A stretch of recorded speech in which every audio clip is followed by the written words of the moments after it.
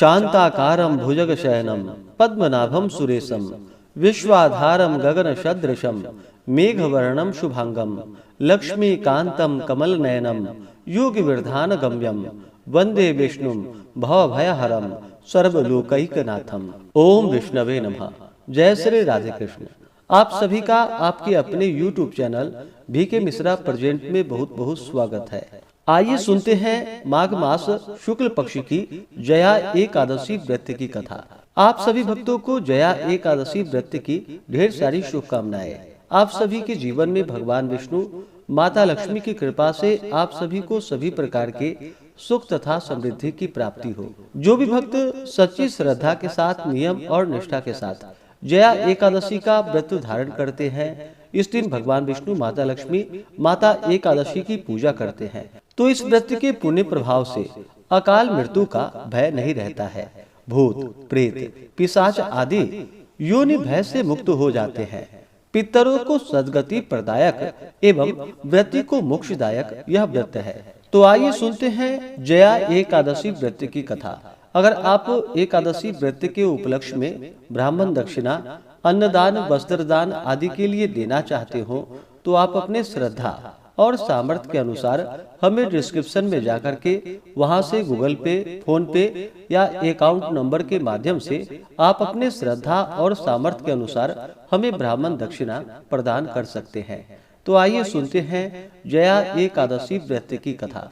तो बोलिए प्रेम से भगवान विष्णु की जय, माता लक्ष्मी की जय, एकादशी माता की जय, सर्व देवी देवता की जय। कथा के अनुसार एक बार पांडु नंदन ने भगवान श्री कृष्ण से हाथ जोड़कर नम्रता पूर्वक बोले कि हे नाथ, अब आप कृपा कर मुझसे माघ शुक्ल एकादशी का वर्णन कीजिए और उस व्रत के करने से क्या पुण्य फल होता है।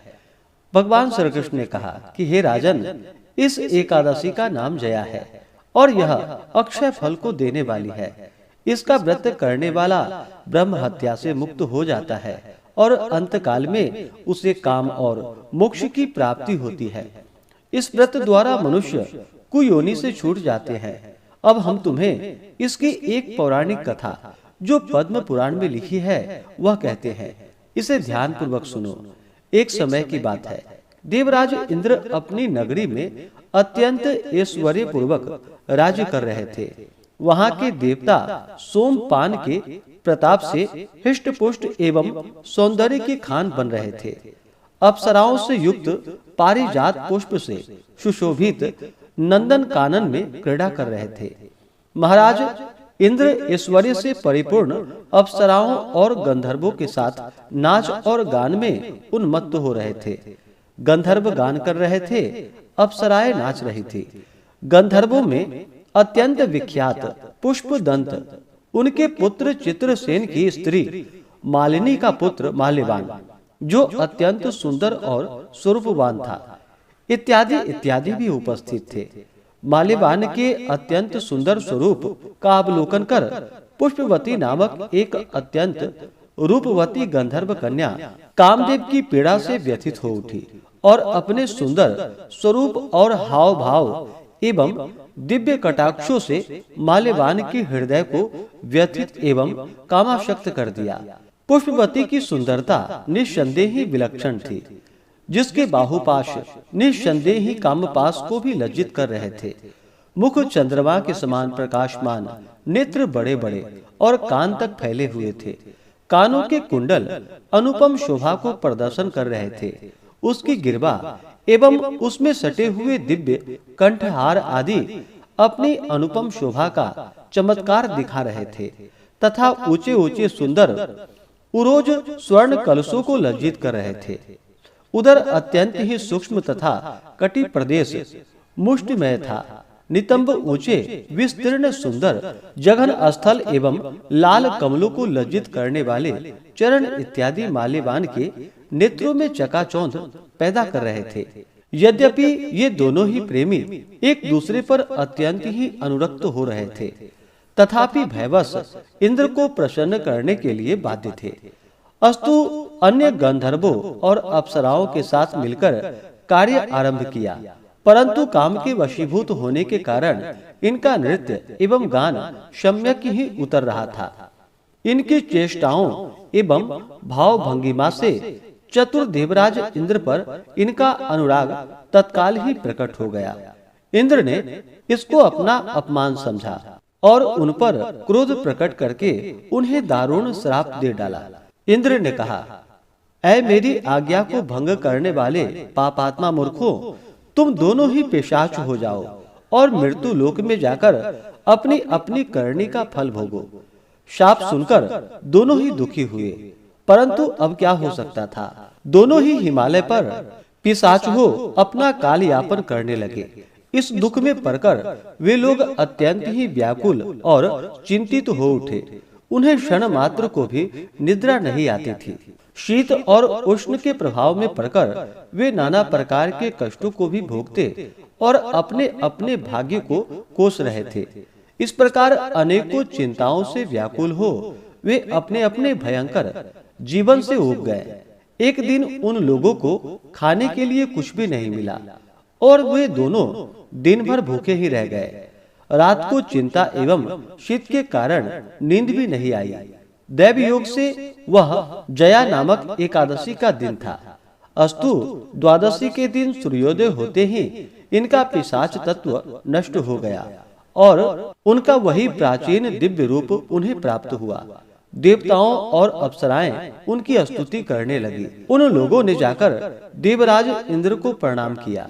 देवराज इंद्र उनका दिव्य रूप देख आश्चर्यचकित हो गए और उनसे पूछा कि कहो, तुम्हारा पिशाच तत्व किस प्रकार नष्ट हुआ। माल्यवान ने हाथ जोड़कर निवेदन किया कि हे प्रभु, यह जया नामक एकादशी के अनजाने व्रत करने का पुण्य फल है। उसकी ऐसी वाणी को सुनकर देवराज इंद्र ने कहा, भगवान विष्णु की भक्ति एवं जया एकादशी के अनुग्रह से तुम्हारा पिशाच तत्व नष्ट हो गया है और अब तुम देवताओं से भी वंदना के योग्य हो गए हो। अस्तु अब तुम दोनों आनंद पूर्वक देवलोक में आनंद करो। फिर भगवान श्री कृष्ण कहते हैं कि हे राजन, देखो कैसा प्रभाव दिखाया इस जया एकादशी व्रत के पुण्य फल ने। इसलिए इस जया एकादशी व्रत को अवश्य करनी चाहिए, क्योंकि यह व्रत अनेकों अनुपम फलों को देने वाला है। भक्ति पूर्वक जया का व्रत करने वाला निस्संदेह 100 वर्ष पर्यंत स्वर्ग में निवास करता है। तो बोलिए प्रेम से भगवान विष्णु की जय। इस बार जया एकादशी का व्रत, जो कि 29 जनवरी 2026 दिन गुरुवार को पड़ा है।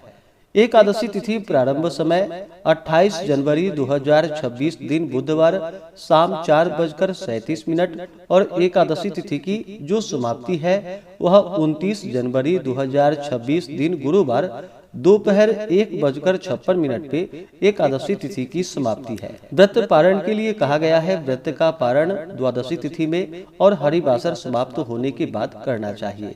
द्वादशी तिथि प्रारंभ समय 29 जनवरी 2026 दिन गुरुवार दोपहर 1:57 और द्वादशी तिथि की जो समाप्ति है वह 30 जनवरी 2026 दिन शुक्रवार सुबह 11:10 पे द्वादशी तिथि की समाप्ति है। हरिवासर समाप्त, जो कि 29 जनवरी की रात्रि में ही हो जाएगा। तो व्रत का पारण सभी भक्तजन 30 जनवरी को सुबह 7:09 से सुबह 9:24 तक एकादशी व्रत का पारण संपन्न कर लेंगे। जया एकादशी व्रत का पारण गोदूधेन पारणम, गाय के दूध से व्रत का पारण है। यह संभव ना हो पाए तो आप जल, फल या तुलसी दल से व्रत का पारण करें।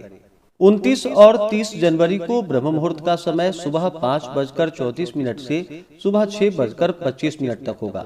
प्रातः काल पूजा का शुभ मुहूर्त सुबह 7:11 से सुबह 8:32 तक होगा। शाम को पूजा का शुभ मुहूर्त शाम 5:48 से शाम 7:11 तक होगा।